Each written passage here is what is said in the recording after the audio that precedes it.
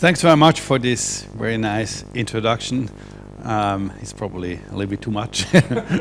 I'm very happy to share with you some of our work on walking on flying robots and some other robots. My talk will be structured though after a short introduction, repeating some elements I mentioned this morning for those who have been at the opening session. I will speak about robot design and especially examples of our lab and especially student work also. Then mobile robot navigation, how we can perceive the environment, special focus on visual navigation, and then end up with some ideas about where I think the applications in the future are. So robotics is well known in industry. Today we have about 250 million robots, industrial robots, which are installed every year. So Korea is leading the number of robots per capita or per worker, but China is leading actually the number of new installation of robots. So there is a lot of movement, and it has grown really every year the last years, and I think it will continue. You can see all these tasks, robots are much more precise and much more adapted to do work in this environment.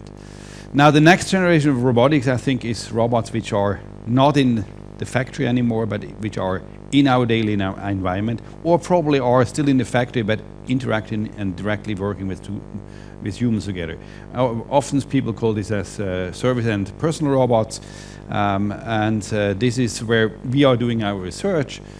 And these type of robots, for example, if they want to, at one point in the future, really do our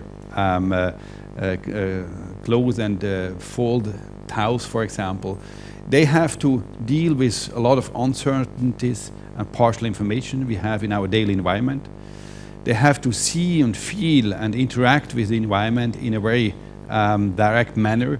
For doing so, they need torque control and force control for the actuators, which is not the case with industrial robots today. They actually typically only do position control. Of course, I think what we need also for these type of robots is a very simple and intuitive user interface to tell the robot what to do and probably learn the robot how to do it, which is still far from reach. And of course, these robots would then have to learn and adapt every day if they get new tasks. One interesting thing about robots, we had this discussion this morning about connectivity. As probably some of you heard, that I think robots have to be fully autonomous in most of their tasks, but on the other hand, connectivity helps a lot. Because if one robot learns something, the other robots actually can immediately download more or less the code and do the same thing. This is much more difficult with humans. We have to learn, each of us individually more or less, all the tasks. Robots can actually